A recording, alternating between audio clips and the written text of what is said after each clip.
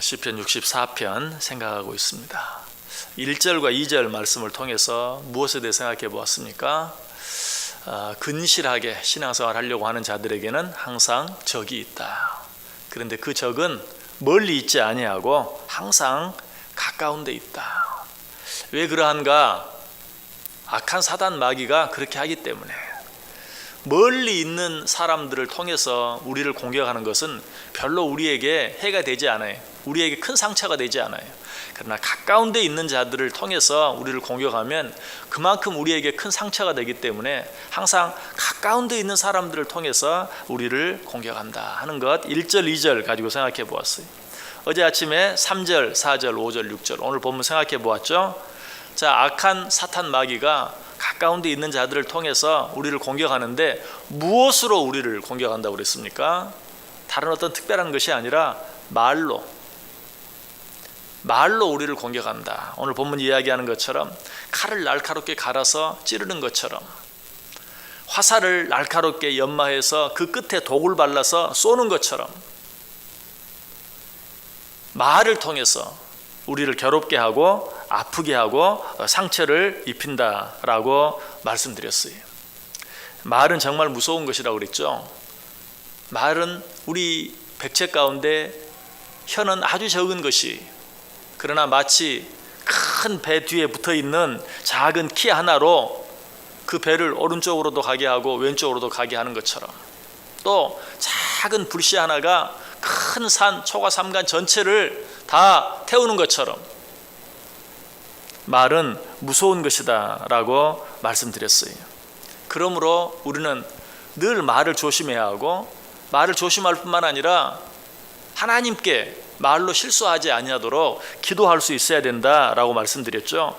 대표적인 기도 시편 141편 3절처럼 여호와여 내 입에 파수꾼을 세우시고 내 입술의 문을 지키소서, 이렇게 하나님께 기도할 수 있어야 한다라고 말했어요. 내 입 내가 마음대로 벌리고 마음대로 닫고, 내 혀 마음대로 내가 원하는 대로 움직일 수 있는 것 같지만 그렇지 않아요. 가끔 여러분의 혀를 깨물 때도 있죠. 혀를 깨물고 싶어 깨무는 사람이 어디 있어요? 그와 같아. 우리의 입, 우리의 혀, 우리 마음대로 되지 않을 때가 있어요. 그러므로 하나님께 도움을 구해야 된다. 내 입에 파수꾼을 세워주옵소서, 내 입술의 문을 지키소서. 특별히 새벽마다 하나님 앞에 나와 기도하는 우리들은 하루의 삶을 시작하면서 반드시 이 기도를 드릴 수 있어야 된다라고 말씀드렸어요. 말이 얼마나 무서운 죄인가 하는 것은 어떤 한 엄마와 주일학교를 다녀오는 어떤 한 아이가 나눈 대화를 통해서 잘 알 수 있어요. 아이가 주일날 설교 시간에 어떤 말을 들었는지 엄마에게 그렇게 묻습니다. 엄마, 도둑질하는 것이 더 큰 죄예요? 아니면 거짓말하는 것이 더 큰 죄예요? 라고 물었어요. 엄마가 잠깐 뒷머리를 극적거리더니 도둑질하는 게 더 큰 죄지. 여러분도 아마 그렇게 생각할 수 있어요. 도둑질하는 것 더 큰 죄처럼 느껴질지도 몰라요. 그러나 이 아이는 엄마가 그렇게 말하자, 엄마 나는 그런 것 같지 않아요. 나는 거짓말하는 것이 더 큰 죄인 것 같아요. 엄마가 왜 그렇게 생각하는데 이 아이가 말합니다. 도둑질한 것은 돌려줄 수 있잖아요. 그러나 거짓말한 것은 돌려줄 수가 없잖아요. 정말 그렇죠. 한번 입에서 나와버린 말은 그 뒤에 정정한다고 되는 게 아니. 여러분도 해보셨죠? 말에 실수하고 나서 그런 의도가 아니었는데, 그러려고 그런 건 아니었는데 내가 알고 보니까 사실이 아니더라고. 아무리 해도 소용이 없어요. 말로 한번 상처를 입어버리면 그건 어떻게 해결할 방법이 없는 거예요. 엎질러준 물과 똑같아요. 그렇게 보면 정말 도둑질보다도 다른 어떤 것보다도 말로 잘못하는 죄가 훨씬 더 큰 죄다. 그러므로 우리는 말을 조심해야 한다. 자, 그런데 이런 말을 들으면서 여러분 혹 이렇게 생각할지 몰라요. 그것이 거짓말만 아니라면, 사실이라면, 없는 말이 아니라면 해도 되는 것 아닌가. 그래서 우리는 어떤 말을 하고 그 말 때문에 어떤 사람이 상처를 입었을 때 우리는 그렇게 말하죠. 내가 없는 말 했어? 이렇게 말하기도 해요. 그러나 여러분 기억하세요. 사실이라고 해서 그 말을 해서는 안 돼요. 사실이라고 해서 그 말을 다 해도 되는 건 아니. 물론 어떤 말을 할 때 가장 중요한 것은 그 말이 사실인가 아닌가. 사실 우리가 그것만 조심할 수 있어도 우리 말에 실수하는 것 10에 9은 줄일 수 있어요. 정말 사실인 말은 혹 한다 할지라도 사실이 아닌 말만큼은 절대로 하지 않을 수 있어야 돼요. 그러나 물론 또 어떤 말이 다 사실인지 아닌지 확인할 수도 없죠.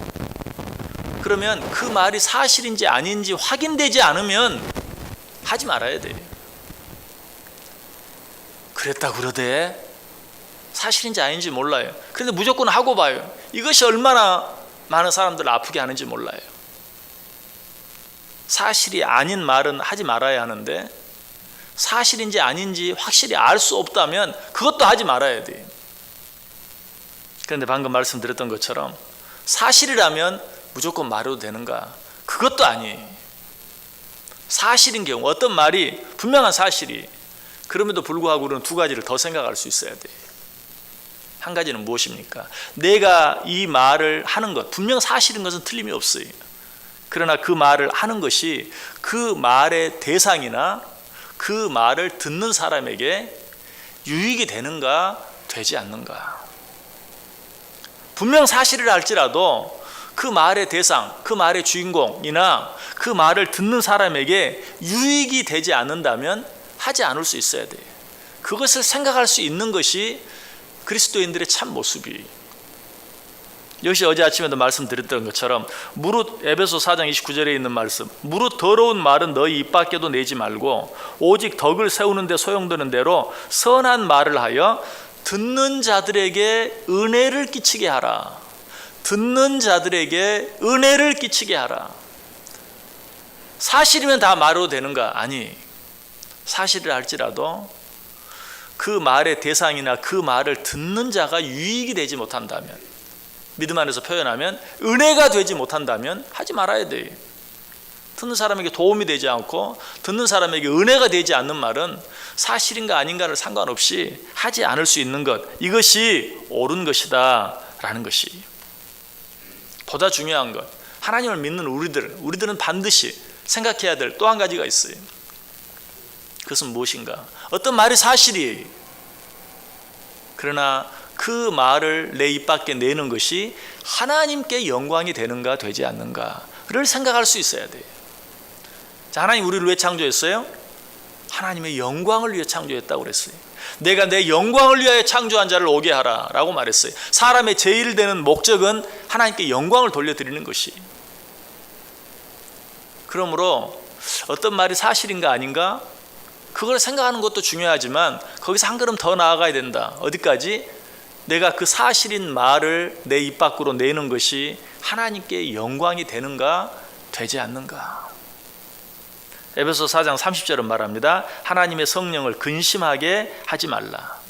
자, 이것은 말과 관계된 말이에요. 왜? 아까 방금 읽었잖아요. 에베소 4장 29절. 무릇 더러운 말은 너희 입 밖에도 내지 말고 오직 덕을 세우는 데 소용되는 대로 선한 말을 하여 듣는 자들에게 은혜를 끼치게 하라. 선한 말을 하여 듣는 자들에게 은혜를 끼치게 하라. 그리고 바로 그 다음 절 30절에 하나님의 성령을 근심하게 하지 말라. 사실이라 할지라도 하나님께 영광이 되지 않는, 하나님으로 하여금 근심하게 할 수 있는 그런 말은 하지 말라. 여러분, 내가 내 형제의 말을, 함께 성도된 자의 어떤 사람에 관한 말을 함부로 전하는 것, 사실이 아닌 말을 전하는 것은 말할 것도 없고, 사실을 할지라도 그 말을 전함으로 말미암아 그 형제를 아프게 하고 그 말을 듣는 자들에게 유익이 되지 않게 하는 것, 이런 일이 누구에게 근심이 돼요? 하나님 아버지께 근심이 돼요. 여러분 생각해 보세요. 여러분에게 자녀들이 있어요. 둘이면 둘, 셋이면 셋 있어요. 그런데 그 아이들 가운데 한 아이가 다른 아이의 말을 합니다. 형의 말을 합니다. 동생의 말을 합니다. 없는 말을 하는 건 아니에요. 형이 뭔가 잘못했으니까 잘못했다고 이야기하고 동생이 뭔가 잘못했으니까 잘못했다고 이야기. 더더욱 그 이야기를 누구에게? 다른 사람들에게 가서 이야기해요. 우리 형이 이렇게 했어요. 우리 동생이 이렇게 했어요. 그때 누가 제일 마음이 아프겠어요? 아버지, 어머니의 마음이 제일 아프겠죠. 하나님의 성령을 근심하게 하지 말라. 하나님의 영광을 가리우지 말라. 하나님의 마음을 아프게 하지 말라. 사실이라고 다 말한다 할지라도, 사실이어서 다 말한다 할지라도 함께 믿음 안에서 형제되고 자매된 우리들이 서로의 말을 하는 것 그 자체를 통해서 하나님이 마음 아파하신다. 진심으로 상대방을 사랑하는 마음으로 그를 돌이키게 하기 위해서 아무도 없는 가운데 그 사람과만 대면하여 어떤 말을 하는 것이 아니라 그 사람에게 말하기도 전에 다른 사람에게 먼저 말하고 그 말을 전하는 것을 통하여 누가? 하나님이 제일 먼저, 하나님이 가장 많이 마음 아파하신다. 너희는 그렇게 하지 말라라고 이야기하고 있어요. 여러분, 이것이 하나님 내 입술에 파수꾼을 세워주세요, 내 입술의 문을 지켜주세요 라고 기도하는 자들의 올바른 모습이, 기도는 그렇게 하면서도 말하는 데 있어서는 정작 조심하지 아니하고 사실이라고 해서 무조건 다른 사람에게 이야기하고 하는 이런 일들은 정말 외식과 같은 가식이, 하나님께서 오늘 너희들에게 그렇게 하지 말라라고 이야기하고 있어요. 오늘 하루 이 말씀 깊이 마음에 새기시길 바랍니다. 우리가 우리의 입술만 조심할 수 있다면 우리의 온 몸을 제어한다고 그랬어요. 우리의 온 몸을 제어하는 거 쉽지 않죠? 그러나 내가 내 몸 가운데 아주 작은 내 입술, 내 혀, 이것만 조심할 수 있다면 내 온 몸을 내가 제어할 수 있다. 그러면서 예로 드는 것이 바로 배 뒤에 작은 키, 배 뒤에 작은 키, 그 작은 키 하나가 그 큰 배를 오른쪽으로도 왼쪽으로도 움직이지 않느냐. 네가 네 몸을 네가 원하는 대로 움직이기를 원하느냐. 내 입술을 조심하라, 내 혀를 조심하라, 내 말을 조심하라. 사실이 아닌 말은 하면 안 돼. 사실이라 할지라도 그 말의 대상이나 그 말을 듣는 자들에게 유익이 되지 않고 은혜가 되지 않는 말은 하지 말아야 돼. 한 걸음 더 나아가서 그것이 하나님의 마음을 아프게 하는 것이요 하나님의 영광을 가리우는 일이라면 말하지 말아야 돼. 이 하루 그렇게 삶으로 하나님께는 영광이 되고 하나님께서 내게 맡겨준 모든 자들에게는 은혜를 끼치고 유익을 끼치고 그리고 나 자신에게는 정말 축복이 되는 복된 삶 살아드릴 수 있기를 주님의 이름으로 간절히 축원합니다. 기도하겠습니다. 사랑과 은혜가 충만하신 하나님 감사합니다.